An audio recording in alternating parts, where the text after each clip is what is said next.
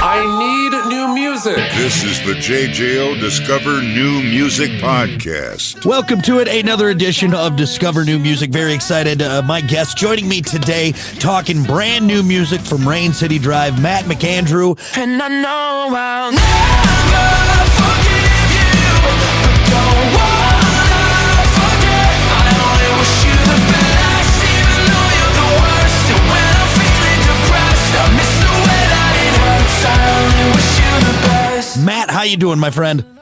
I'm pretty good, man. We're out in Los Angeles. There's a lot of fires going on right now, but so far we're good, man. So well, good. I hope you and the guys are staying safe. Yeah, it's been pretty gnarly out there. So are you north of them? Are you away from them at least at this point? yeah, I'm on the east side of LA. So Okay. it's been all right. There's definitely a lot of smoke out there, and we're just kind of watching the maps and making sure everything's good. But Good. other than that, great. Other than, the hellfire that is Los Angeles right now, you guys are doing good. Well, hey, stay Correct. safe out there, and because we want to hear more new music from Rain City Drive, and that's what we got Absolutely, going man.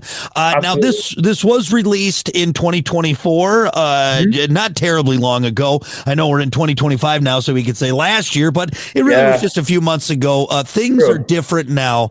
And, Matt, my first question is kind of a tricky one because Rain City Drive is really the second incarnation of the band.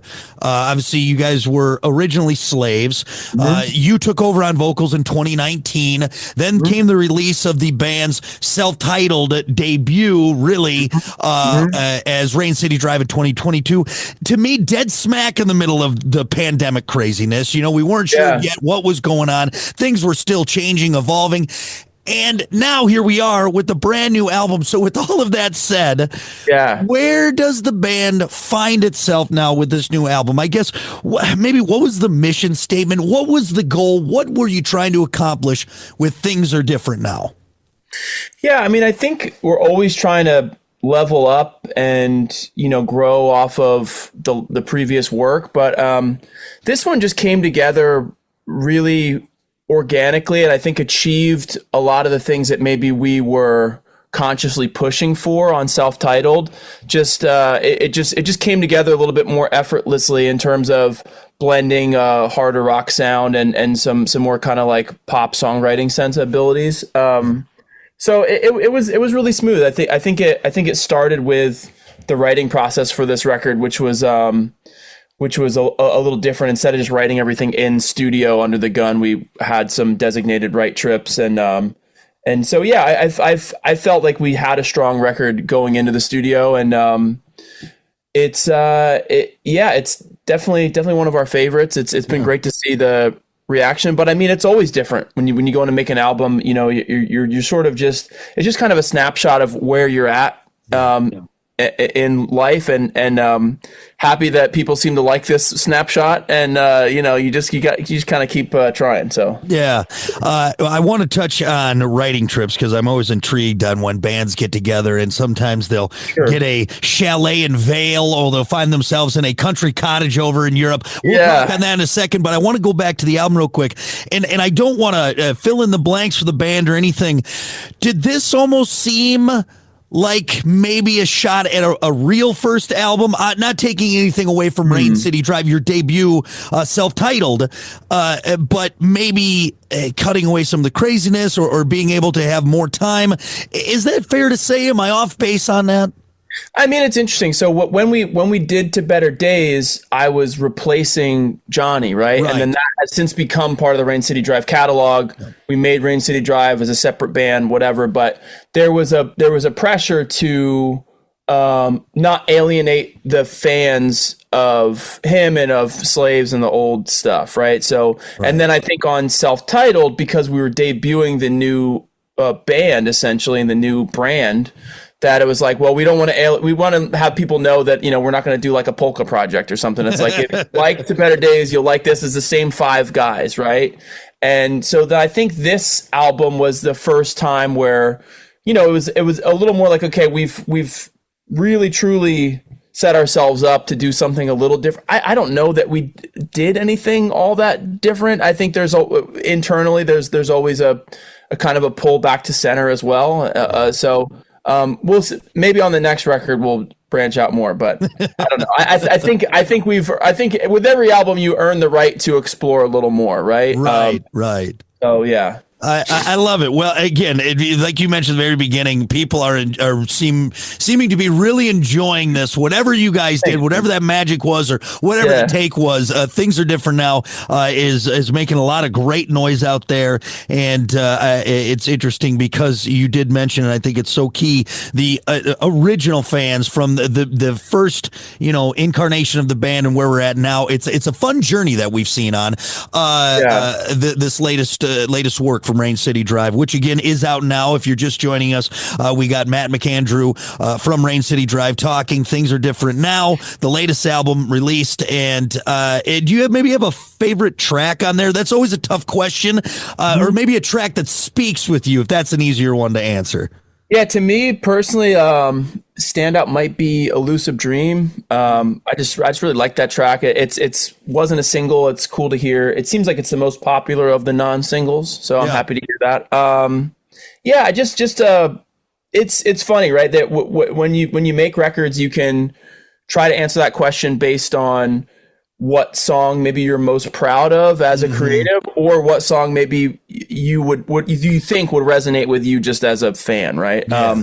But that one kind of checks both boxes for me. I think lyrically really cool work that I am proud of, and then I just like that vibe of the song. It's just a little different. So yeah. It's always fun seeing some of the deep tracks, and I know the label sometimes gets in there and picks singles, and it works out most times. But when you finally get to take a real deep dive into it and you get to hear the stuff that isn't just playing on the radio, I know you can find some usually favorites of the band members because you guys are so close to it. Sure, man. Any surprises on the record that old fans, new fans, people just discovering you, people that have known you this whole time that may find on this new album from you guys? I mean, I would say in terms of upcoming things, we'll definitely do some kind of a deluxe, at least digitally. We have a couple tracks that didn't quite make the cut for the album. It's, even though everything's existing online now, it's nice to try to think about the album as one piece of work. So I kind of liked where it was at with these set of tracks, but there are a couple ones that are I would say are worth the fans checking out still, that will be out at some point. I'm not exactly sure when. So I love it, man. Well, again, things are different now. The latest album from Rain City Drive, it is out. I highly recommend you go check it out, because Matt and the crew done a hell of a job, and really excited to see kind of what's next. I know you don't want to put the cart before the horse, but obviously I'm sure you guys are looking towards the future on this, and this is one of the many footstones on that way.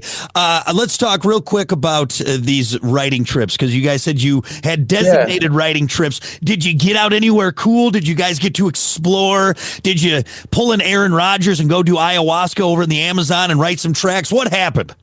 All of it. Yeah. I think we actually inspired him. I think that's I love it. No, so our first leg of that was we went up to Big Bear. Our nice. Our label has a nice little spot out there. So that was really cool. I'd never been up there before, and it was very relaxing, and that's sort of what got the ball rolling, and we made a bit of progress, and then we just did a good amount of sessions with different producer writers around LA too, which was fun. But definitely a cool vibe to kind of kick it off in nature, Right. So. Of course, a record label head would have a special condo up in Big Bear. Go figure. We won't worry about that though. Did you find yourself writing differently?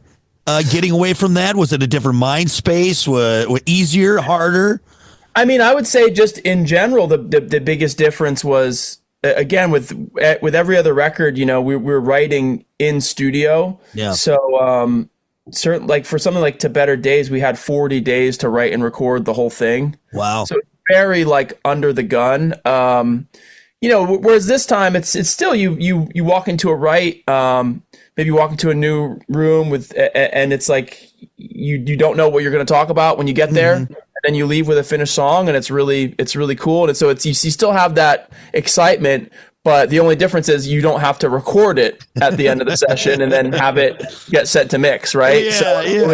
it was nice to be able to sit on the ideas and make sure, do I really like these? Because Right. there's been times in the past, like on self-titled, there was a song called Dreams. I basically wrote the final vocal in the vocal booth. Oh wow. Like, and I was kind of like, I hope this is good. I don't know. You know what I mean? So you want to be able to sit with things if you can. You know? Yeah, right. Let it marinate a little bit instead of just going and leaving the studio going, what the hell just happened? I think we made a record. I don't know. Exactly. Well, I'm super excited for you guys. I'm just it's awesome the success we're seeing with this latest one. Well deserved. Again, things are different now. Rain City Drive. Go get it and hear what Big Bear inspired the band to make. That's right. That's it. All right. Well, Matt, now that we got the important stuff out of the way, new rock from Rain City Drive. Again, the album out now. Let's do a thing I like to do called Rapid Fire. Now, I told you before the interview, I was just finishing up the final touches on a brand new, never before asked questions during my Rapid Fire. You're the first one to hear some of these. Amazing. So let's see what we can do. All right. All right. No wrong answers. Go with your gut. First one, easy, disco or techno? Ooh, disco. Very nice. I could see you with a afro and some bell-bottom pants. I think you could pull it off. Wet jeans or damp socks? Oh, man. I would say wet jeans. Going for that chafing denim, Matt. That's an interesting choice. I just hate the wet socks. I'm going into that question knowing that's a pet peeve. I haven't really thought about the wet jeans. I guess it depends on how the jeans got wet. You know, Good point. Yeah, it could be a good thing or a bad thing. So I don't know. New England clam chowder or creamy tomato bisque? I'm going to say tomato bisque. Seems a little less risky. A little less risky. Hey, you don't know if those clams have turned or not. Now, do you remember the Mr. Sketch scented markers? Oh, okay. Yeah, the sniffy ones. Okay, so Mr. Sketch scented markers. Are you going with cherry or grape scented? Ooh. I'm gonna say cherry. Go with cherry. Okay, hey, safe answer. You know, go wrong with cherry. Get the nice cherry buzz. All right, last one: Bigfoot or the Loch Ness monster. Who do you want to see? Ooh, I think Loch Ness would be more thrilling and a little less scary. I feel like he's relegated to his little area. You know, he's in the bay. Bigfoot sneaks up on you. We don't know what's gonna happen. Now, I do need to tell you. Have you heard the scientific explanation what they believe the Loch Ness monster is? No. So scientists have a theory that it is very possible that the famous photo of Nessie, right? You know what I'm talking about right there, is actually a whale's penis. Because apparently whales will do this thing where they will breach the water with their penises, and there's some photos. And obviously, if you look, that's kind of how it looks. Yeah. And so they're now just thinking it was a pervy whale that just happened to be on film. I mean, that's quite the reputation, right? To inspire all this. Like, it was a monster. I've never seen anything like. Yeah. No one's ever said that. I've never been compared to a mythological beast when I breach the water. So that's definitely the thing. Matt, thank you for humoring me. More importantly, thank you for talking new music again. Rain City Drive. Things are different now. It is out now. Everyone go check it out. Thank you for having me, man. Listen, rate, share, subscribe. Discover new music now at WJJO.com, in the JJO app, or wherever you get your podcasts. Brock has a new interview every Thursday evening between 6 and 7. 94.1 JJO.